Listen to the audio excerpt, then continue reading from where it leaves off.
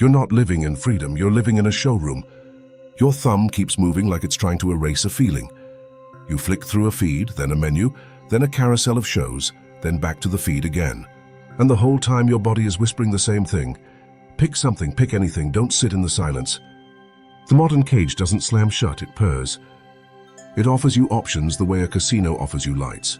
Hundreds of Netflix thumbnails, 10 types of oat milk, 3 career paths in your head, 5 versions of yourself you could be if you just optimized harder. And you call this freedom because nobody is holding a gun to your head. But the cage evolved. The bars are made of convenience. The lock is made of comfort. The guard is inside your pocket. And the most brilliant part is how clean it all looks. No chains, no whip. Just a monthly payment and a gentle notification. We missed you. Let's get something out of the way before your brain tries to turn this into self-hate. You're not weak for getting stuck in it. You're not lazy for feeling foggy. You're not broken because you can't focus like you used to. Your nervous system is doing exactly what it was built to do. Minimize pain, maximize safety, conserve energy. When life starts feeling uncertain, money, status, belonging, the future, your body will take relief wherever it can find it. And in modern life, relief is everywhere.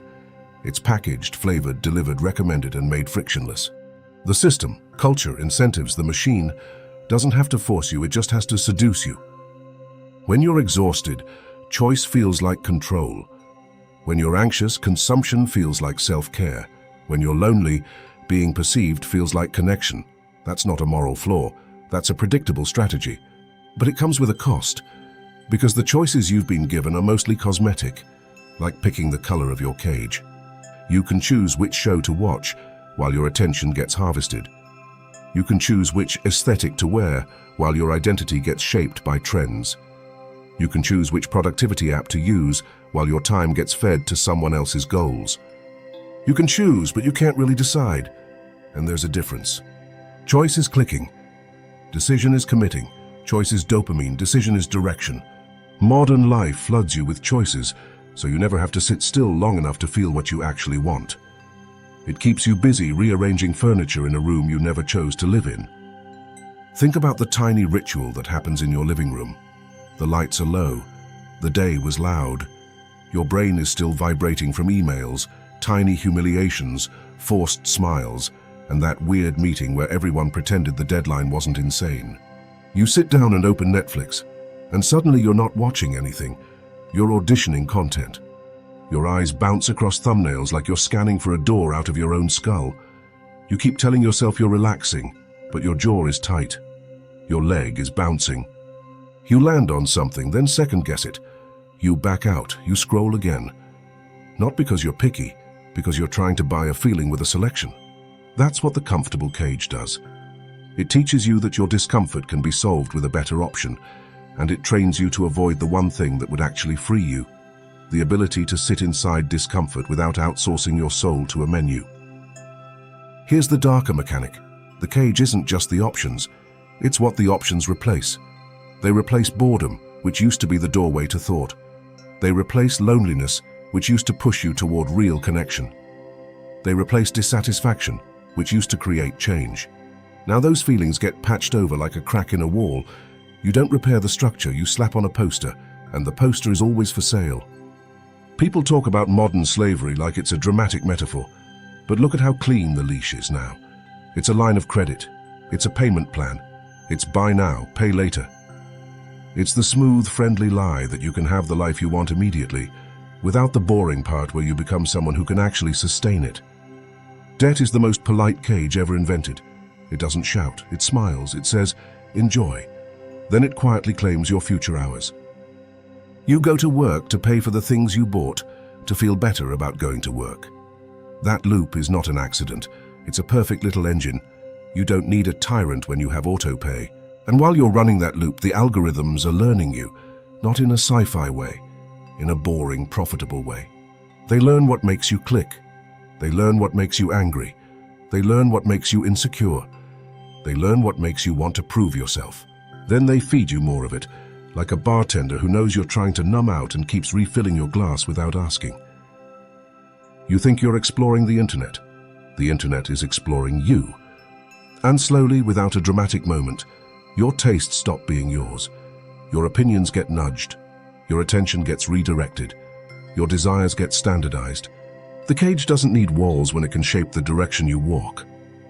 You're at your desk pretending to work. Slack is open. Your email tab is open. Your calendar looks like a bruise. You're writing a sentence, any sentence, and you feel this weird itch. Not hunger, not boredom, something else. A low-grade panic. So you check your inbox again. Nothing changed. You still check. That's not stupidity, that's conditioning.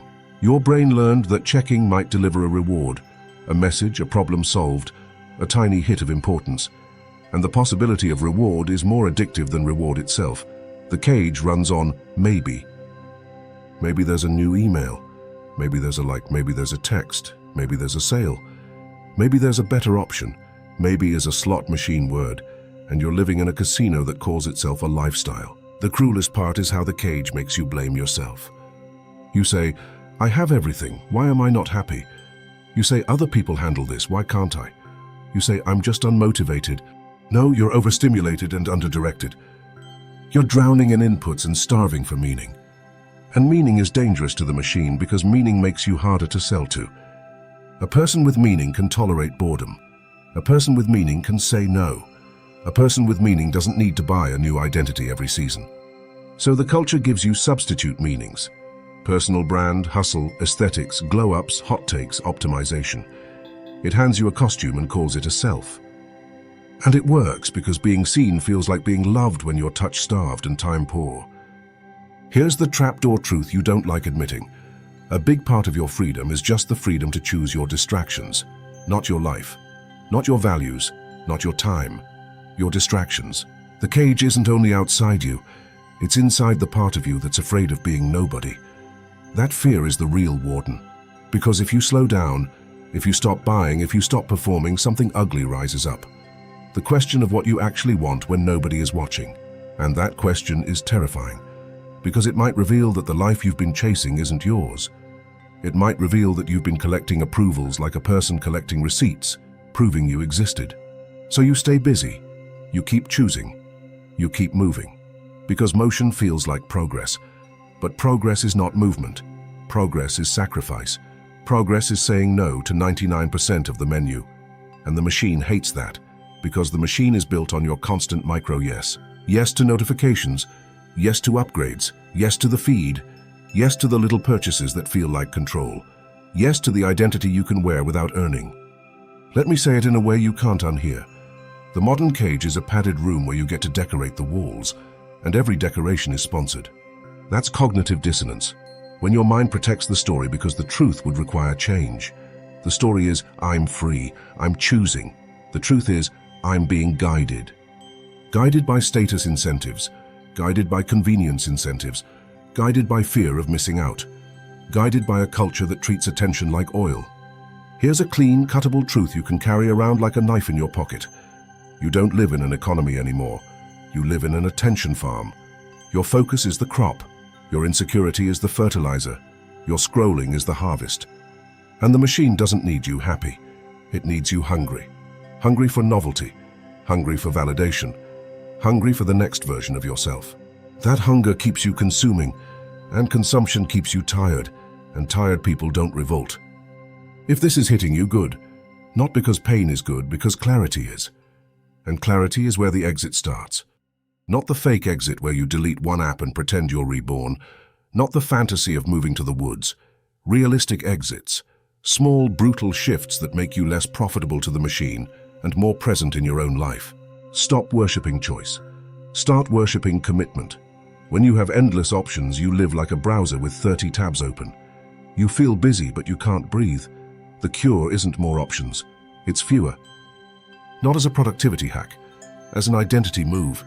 It looks like ordering the same breakfast most days because you're done burning mental energy on nonsense. It looks like having a default show you watch when you're tired, instead of auditioning content for an hour. It looks like wearing the same simple clothes because your self-respect isn't dependent on constant reinvention. The machine wants you constantly customizing yourself like a product page. You can quietly refuse. Put your nervous system back in charge, not your feed. Your body knows when it's being jerked around.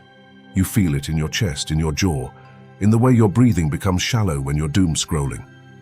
That's your system saying, this isn't food, this is bait. So you start choosing inputs that actually calm you, not inputs that sedate you. That might mean you go for a walk without headphones sometimes, just to let your mind make its own noise again. It might mean you stop turning every spare second into content. It might mean you let silence exist in the elevator, instead of pulling out your phone like a shield. Silence feels scary at first because it's where you can hear yourself. That's the point. Treat debt and algorithms like what they are, invisible bosses. A boss doesn't have to be a person. A boss can be a payment.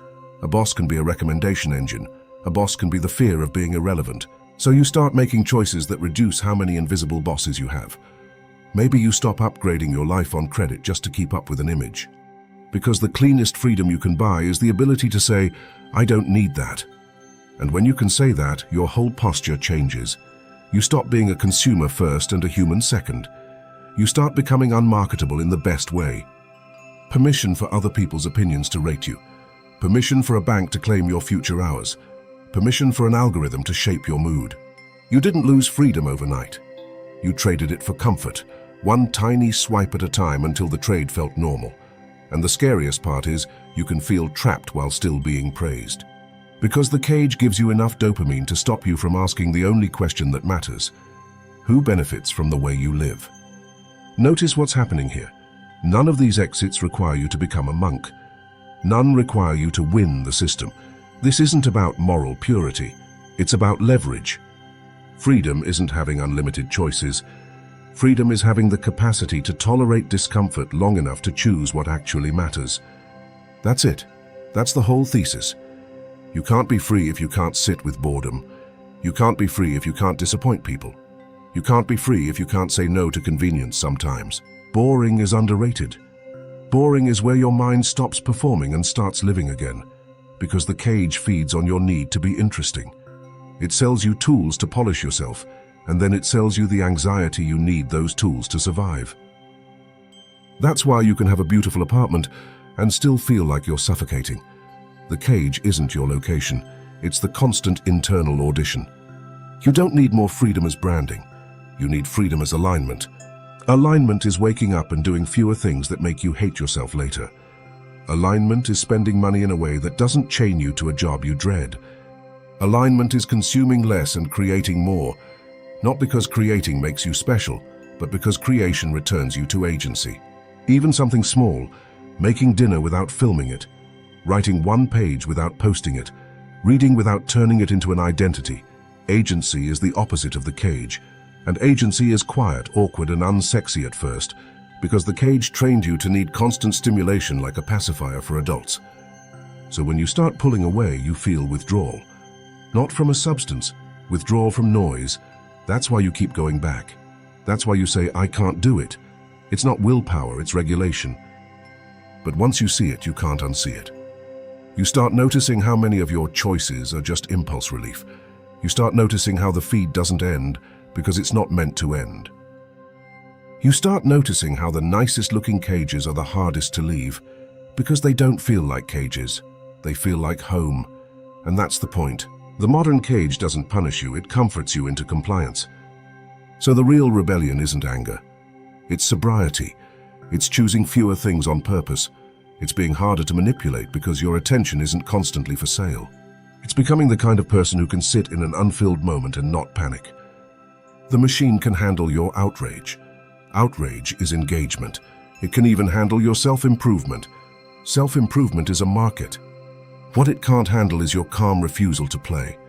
So here's where I leave you, with something that isn't philosophical, just painfully practical. Tonight, when the day ends and you reach for the easiest comfort, notice what you're actually reaching for, not the app, not the show, not the snack, the feeling. And then notice what you're trying not to feel. And when you catch yourself decorating the cage again, switching brands, switching aesthetics, switching opinions, switching identities, tell the truth. It's still the same cage.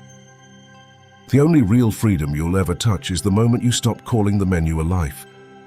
So what's the one thing you do every day that feels like normal, but is secretly the strongest bar in your cage?